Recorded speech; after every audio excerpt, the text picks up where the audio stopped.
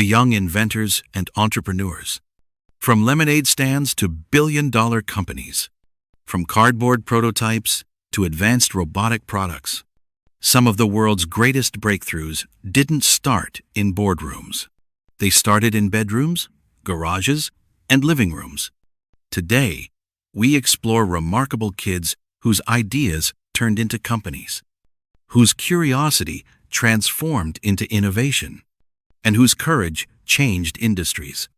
These are not stories of luck, not stories of privilege, but stories of imagination put into action. If you enjoyed this documentary, don't forget to like, comment, share, and subscribe, and hit the notification bell so you don't miss our next historical deep dive. Let's begin with a young boy who turned confidence into a business empire. Chapter 1. Mosiah bridges the bow-tie CEO. Most 9-year-olds are busy watching cartoons, playing games, or arguing about bedtime. But at 9, Mosiah Bridges walked into the world differently. He wanted to look sharp, not just casual, but stylish. His mother told him, "You don't have to wait until you grow up to be great."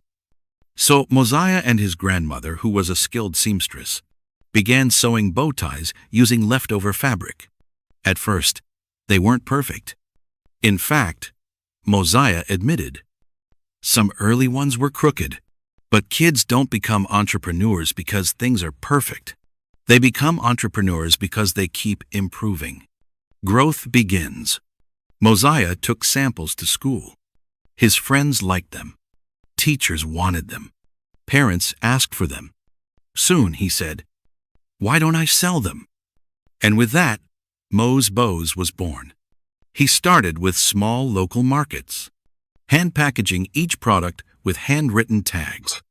But then came national exposure. He appeared on news channels, fashion shows, and later on Shark Tank, where Damon John saw not just a product, but a brand. Damon helped him scale manufacturing, licensing, and retail distribution. Mo's Bows became more than neckwear. It became a story of confidence and creative identity. The big milestones. Signed a deal to design bow ties for the NBA. Featured in magazines like Forbes Kids. Invited to speak at youth conferences. Appeared on national television.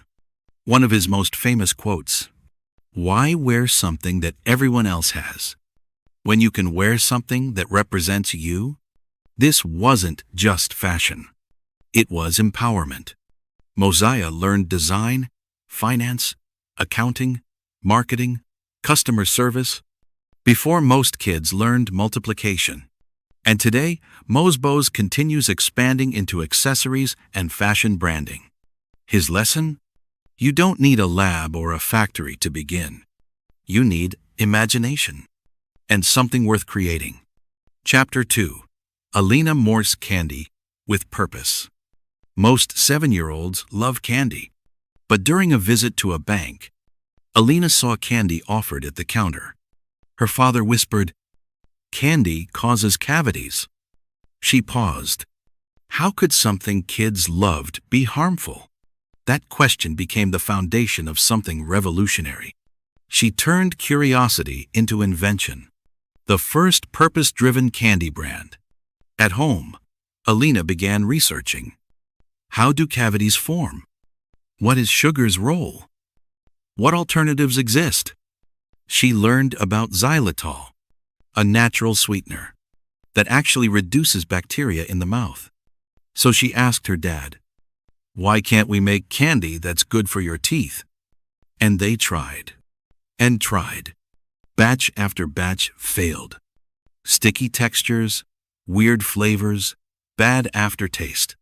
But trial and error is how science works. Then finally she created a lollipop that didn't use sugar, but tasted sweet, and helped balance pH levels in the mouth. That moment became Zollipops, taking it public. She started small. Kids expos, local stores, online orders. Parents loved it. Dentists endorsed it. Schools approved it. Then came her biggest break. Whole Foods accepted her product. Then Walmart. Then Target.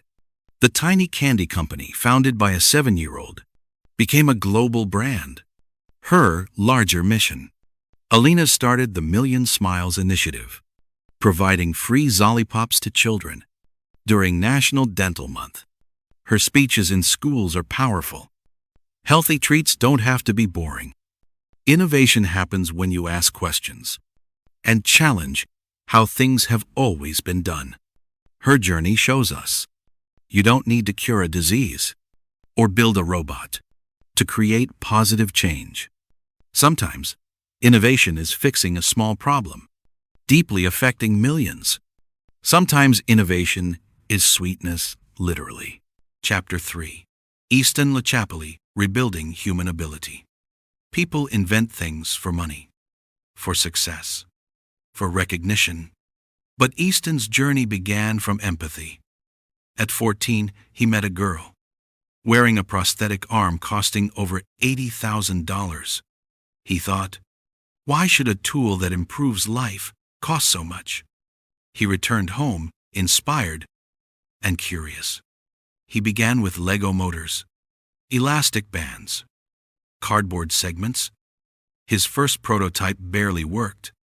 Fingers moved slowly and unevenly. Sensors malfunctioned, but progress rarely begins beautifully. He moved into 3D printing, microcontrollers, real-time motion detection. He taught himself electrical engineering, coding, and robotic articulation from online videos and downloaded manuals. Soon, his prototype became functional. A fully moving hand controlled by neural-style inputs. Cost? Less than $600. Not $80,000, $600. The breakthrough. He showcased his design at science fairs. Engineers were shocked. Medical professionals stepped in. Organizations approached him. And then NASA invited him to contribute research for robotic engineering. His work later inspired open-source prosthetic designs, allowing thousands of disadvantaged individuals to access assistive technology. Real-world change.